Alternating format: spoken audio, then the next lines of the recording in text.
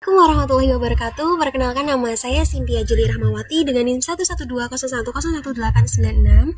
Pada kesempatan kali ini saya akan membahas mengenai jurnal penyesuaian untuk memenuhi tugas SP4.1 Manajemen Keuangan dengan dosen Bapak Juni Harto. Dan dari soal ini kita disuruh untuk membuat jurnal penyesuaian, kemudian raca saldo setelah disesuaikan.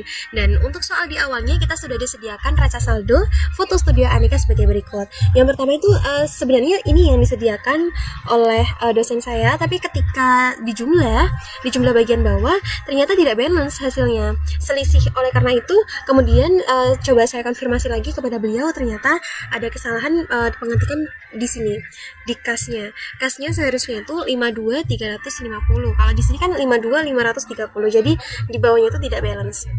Kalau saya ganti di sini kan 52.530, nanti hasilnya tidak balance di bawahnya. Oke, karena itu ini adalah neraca saldo yang seharusnya dengan kas 52.350. Kemudian di sini ada soal dari jurnal penyesuaian. Karena untuk mempersingkat waktu, jadi saya kerjakan dahulu soalnya, dan untuk di bagian ini, di sesi ini saya fokus terhadap penjelasan terhadap jurnal penyesuaian. Oke, langsung saja di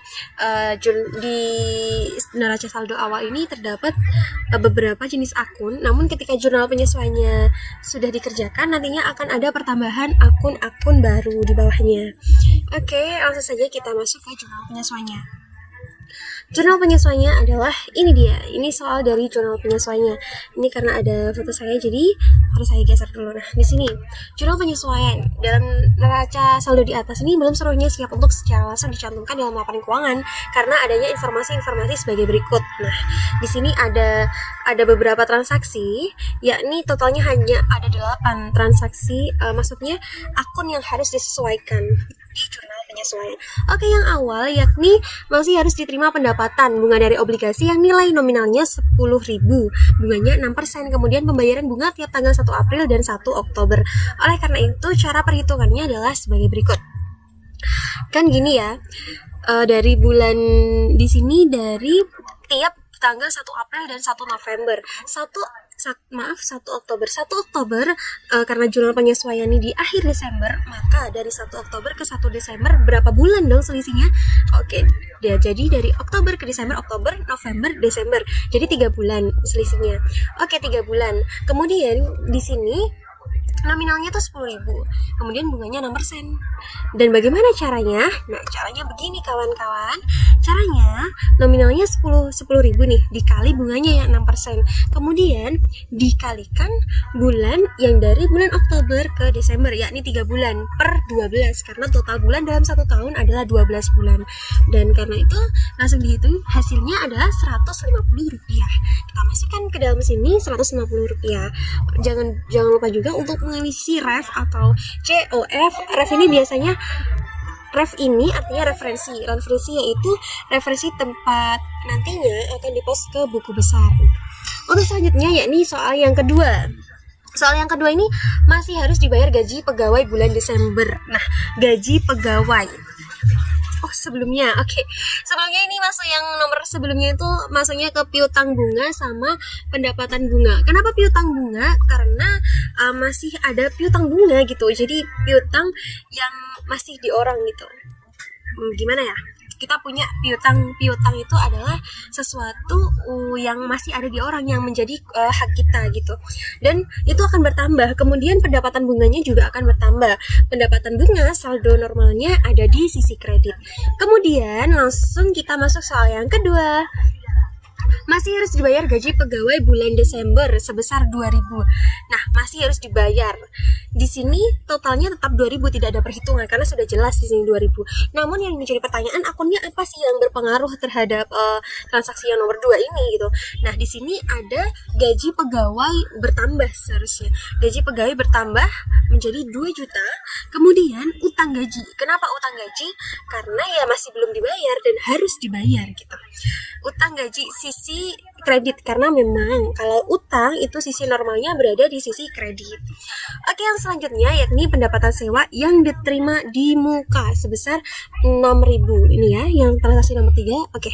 Tetap di sini tidak ada perhitungan karena sudah jelas di sini pendapatan sewa diterima di muka sebesar 6.000. Oleh karena itu akunnya, yakni sewa diterima di muka sebesar 6.000 pada pendapatan sewa. Sewa diterima di muka bertambah pada sisi debit sebesar 6.000, kemudian pendapatan sewa juga bertambah pada sisi kredit sebesar 6.000 karena memang saldo normalnya pendapatan berada di sisi kredit. Oke, kemudian kita lanjut ke soal yang berikutnya, yakni yang nomor 4. Asuransi dibayar di muka pada tanggal 31 Desember 2014 adalah 4.000. Asuransi dibayar di muka. Asuransi dibayar di muka sebesar 4.000 pada tanggal 31 Desember. Nah, di sini kita menjadi beban asuransi. Kenapa kok nggak 4.000 saldo normalnya yang awal? Kenapa harus kok di sini hasilnya 6.000? Nah, cara perhitungannya adalah selama ini kan asuransi dibayar di mukanya yang pada tanggal kita lihat nih neraca saldo sebelumnya. Di sini asuransi dibayar di muka di sini adalah 10.000. Kemudian di sini yang sudah menjadi tanggungan pada tanggal 31 Desember 2014 adalah sebesar 4.000. Jadi yang menjadi beban berapa gitu? Yang menjadi beban itu perhitungannya caranya jumlah yang ada di neraca saldo sebesar 10.000 kemudian dikurangi yang ada di jurnal penyesuaian sebesar 4.000 caranya. Totalnya 6.000. Dan di sini jangan lupa untuk mengisi kode referensi buku besar.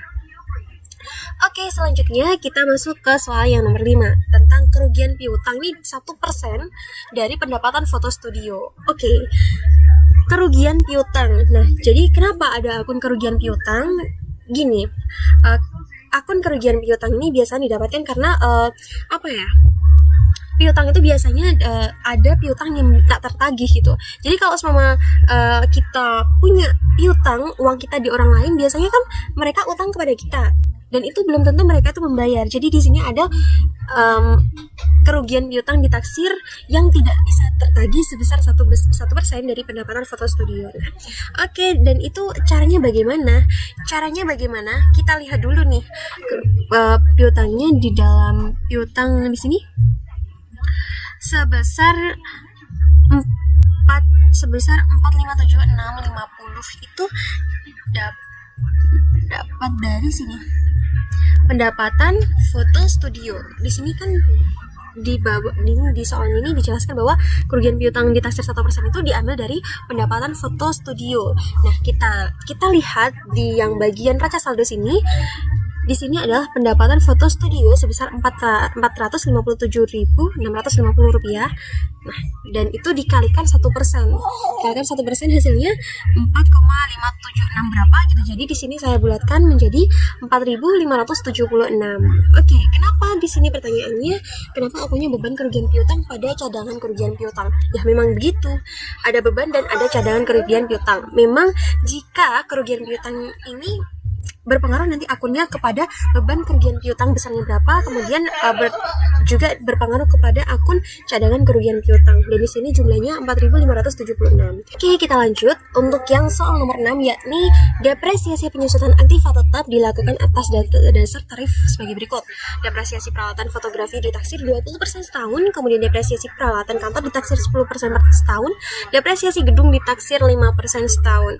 Oke, kenapa di sini pertanyaan ada depresiasi penyusunan aktiva tetap? Nah, jadi kan setiap aktiva itu kan mempunyai nilai yang setiap tahunnya ini akan berkurang gitu. Jadi depresiasi ini adalah penyusutan aktiva tetap yang harus diperhitungkan di setiap akhir periodenya. Dan di sini meliputi apa saja yang harus disusutkan, yakni peralatan fotografi, peralatan kantor, kemudian gedung ya. Kalau tanah itu semakin tahun semakin bertambah, tapi gedung, peralatan fotografi, peralatan kantor setiap tahun itu akan memiliki penyusutan karena mereka akan menurunkan nilai jualnya di setiap tahunnya gitu. Dan di sini cara perhitungannya bagaimana? Kita langsung aja kita hitung peralatan fotografi ini berapa. Di neraca saldo kita lihat peralatan fotografi ini 480 dan kita masuk ke jurnal penyesuaian. 480 dikali berapa? Ditaksir 20% setahun, jadi langsung dikalikan 20%, hasilnya 96.000. Nah, cara memang akunnya itu beban penyusutan peralatan fotografi pada akumulasi penyusutan peralatan fotografi gitu ya. Jadi memang akun untuk depresiasi penyusutan itu beban penyusutan pada akumulasi penyusutan gitu. Dan kemudian kita masuk ke beban penyusutan yang kedua, depresiasi penyusutan, yakni peralatan kantor. Kita masukkan neraca saldo. Peralatan kantor di sini berapa? Peralatan kantor mana? Peralatan kantor sebesar 115. Kita masuk 115 dikali berapa? 10% setahun. Jadi langsung dikalikan 115 dikali 10% sama dengan 11.500. Jadi tetap beban penyusutan peralatan kantor pada akumulasi penyusutan peralatan kantor sebesar 11.500. Oke, kemudian yang selanjutnya adalah depresiasi gedung, bukan depresiasi tanah, karena tanah tidak memiliki depresiasi. Depresiasi gedung ditaksir 5% setahun. Kita lihat di neraca saldo sebelumnya, gedungnya berapa? 1 juta. Dikali berapa? Dikali 5% setahun. Jadi 1 juta dikali 5% setahun, yakni 50.000. Oke, kita masukkan beban penyusutan gedung pada akumulasi penyusutan gedung sebesar 50.000. Dan kemudian di sini kita lihat di soal yang nomor 7, perlengkapan yang masih tersisa pada tanggal 31 Desember 2014 adalah sebagai berikut. Yang pertama yakni perlengkapan fotografi tersisa 32.400. Nah, jadi 32.400 perlengkapan fotografi. Kita lihat di neraca saldo. Di neraca saldo perlengkapan fotografi sebesar 96.150 rupiah. Jadi yang tersisa di yang neraca saldo adalah nilai awalnya. Nilai awal kemudian jika nanti dikurangi sama dengan nilai yang tersisa. Jadi 96 ini harus dikurangi sama yang tersisa 32.400. Berapa hasilnya? 63.750. Ini yang menjadi beban, ini yang sudah terpakai. Oleh karena itu, karena sudah terpakai dan menjadi beban, maka ditulisnya adalah beban perlengkapan fotografi bertambah di sisi debit sebesar 63.750. Kemudian dikurang pada sisi kredit itu perlengkapan fotografi. Perlengkapan fotografi berada di sisi kredit karena akun ini akan transaksi ini akan mengurangi nilai dari perlengkapan fotografi kita sebesar 63.750, dicatat di sebelah kredit. Dan yang soal yang terakhir nih, perlengkapan kantor 15.500, maksudnya di sini adalah perlengkapan yang tersisa sebesar 15.500. Kita lihat perlengkapan kantor di neraca saldo berapa? Perlengkapan kantor di neraca saldo sebesar 41.300 dikurangi yang tersisa 15.500. Oleh karena itu yang terpakai dalam bulan ini sebesar 25.800. Jadi sama perlengkapan yang tersisa yang menjadi beban pada bulan ini yakni sebesar 25.800, maka akunnya beban perlengkapan kantor pada perlengkapan kantor karena nantinya beban ini akan mengurangi nilai dari perlengkapan kantor sebesar 25.800. Oke, sekarang kita jumlah, kita sum di sini pakai rumus sum sama dengan, kita lihat, nah sum sama dengan di blok mulai atas dari bawah, hasilnya adalah 265.776.000 rupiah. Ini jadi sudah dilihat di sini jurnal penyesuaiannya sudah balance antara sisi kiri debit dan sisi kanan kredit. Kemudian kita masuk ke, karena tugas dari dosen saya adalah membuat dari neraca saldo awal, kemudian dibuat jurnal penyesuaian, kemudian neraca saldo setelah disesuaikan. Karena di sini untuk mempermudah dalam laporan keuangan, di sini saya tambahkan beberapa laporan keuangan seperti laba rugi dan juga neraca. Jadi di sini saya langsung menggunakan neraca lajur. Oke, kita masuk ke dalam neraca lajur dan di sini ada beberapa isinya. Dan di sini sudah ditambahkan nomor-nomor akun barunya, di sini sudah saya tambahkan. Kemudian di sini neraca saldo, ini isi dari neraca saldo yang awal ini adalah isi dari neraca saldo yang ini ya. Yang awal ini kita pindahkan ke dalam neraca saldo yang ini. Dan di neraca lajur itu biasanya isinya apa aja sih? Nah, di neraca lajur yang sederhana ini isinya ada neraca saldo, kemudian jurnal penyesuaian, neraca saldo setelah disesuaikan, dan di sini ada dasar perhitungan laporan keuangan yakni laba rugi dan neraca. Dan di sini isi dan neraca saldo adalah neraca saldo yang awal. Di sini tinggal kita kopas saja, jumlahnya sama nantinya 1.869. Kita lihat sama. Kemudian jurnal penyesuaiannya kita juga lihat di sini, jurnal penyesuaiannya 265776, kita pindahkan saja. Nah, 263776 sama.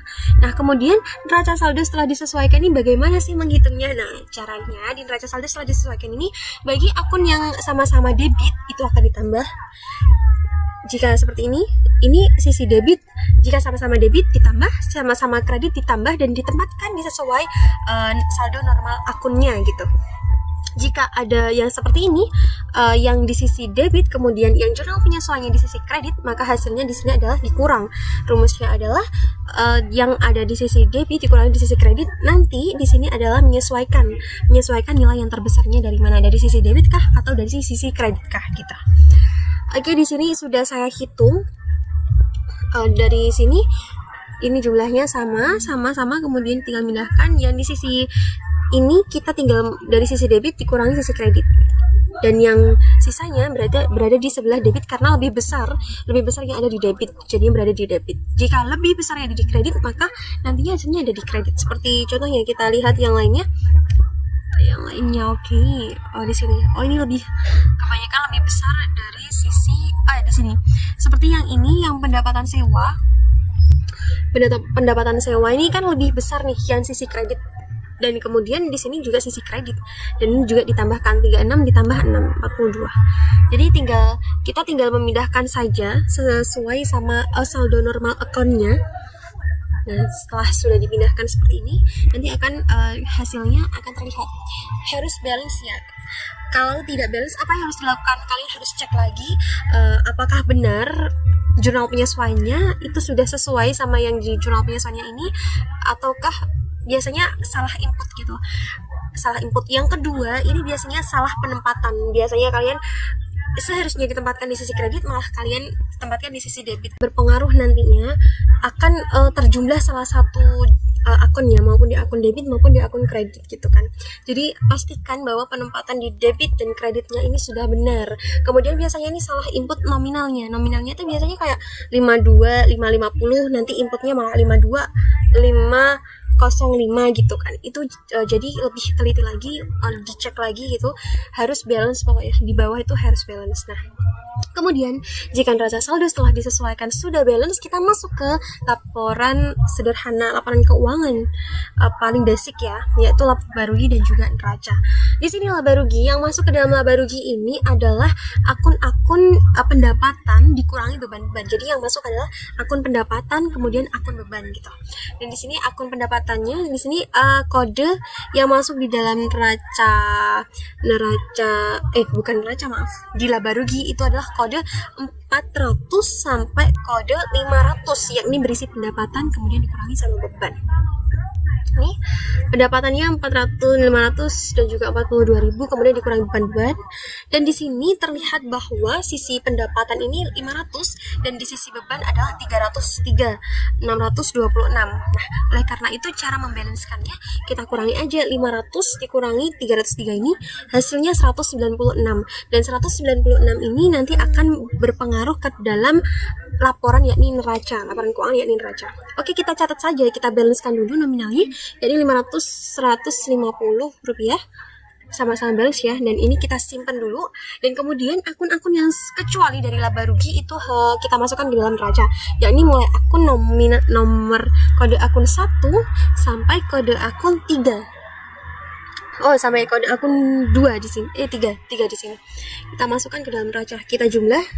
Kita masukkan sesuai apa yang ada di neraca saldo setelah disesuaikan. Kita tinggal pindah aja nih nominalnya. Bisa kita kopas. Kemudian kita jumlah. Nah, kita jumlah sisi ke debitnya senilai 1.735.600, kemudian sisi kreditnya 1.536.076. Dan kemudian yang ini nih, akun yang nominalnya ini yakni nominal laba kita pindahkan ke dalam sisi kredit pada neraca, karena laba itu akan menambah modal. Mengingat di sini modal Abu Bakar ini berada, akun modal itu normalnya ada di sisi kredit. Jadi jika ada laba, masuknya nanti akan ditambahkan ke sisi kredit gitu. Nanti jikalau pada perhitungan laba rugi lebih besar bebannya daripada pendapatannya, berarti itu rugi, nanti berada di sisi kredit kalau rugi. Nah, untuk kalau rugi pastinya akan mengurangi modal, maka dari itu nantinya akan masuk ke sisi debitnya neraca gitu. Karena berhubung ini adalah berhubung pada transaksi ini itu laba, maka pada laba rugi nominal ini masuk ke dalam sisi debit laba rugi, kemudian ditambahkan pada sisi kreditnya neraca sejumlah 196.524 labanya. Oke, jadinya kita total sama dengan terjadi kebalansan di bawahnya. Oke, dan itulah kesimpulan dari penjelasan kali ini. Kita tadi sudah menjelaskan mengenai jurnal penyesuaian. Pada kesempatan kali ini kita lebih fokus ke dalam pembahasan yakni jurnal penyesuaian. Semoga penjelasan saya pada hari ini dapat menjadi nilai tambah untuk ke mata kuliah manajemen keuangan. Dan bagi kalian yang masih bingung bagaimana cara menghitungnya, bolehlah langsung menghubungi Cynthia Jadirawati. Oke, boleh nanti kita sharing-sharing bareng, kita bertanya-tanya, saling sharing lah, nanti sama-sama belajar mengenai apa itu jurnal penyesuaian kita. Oke kawan, terima kasih atas kesempatan kali ini. Semoga video ini dapat membantu kalian semua untuk belajar lebih mengenai jurnal penyesuaian gitu. Oke, sekian dari saya. Wallahul muwaffiq ila aqwamit thoriq. Wassalamualaikum warahmatullahi wabarakatuh.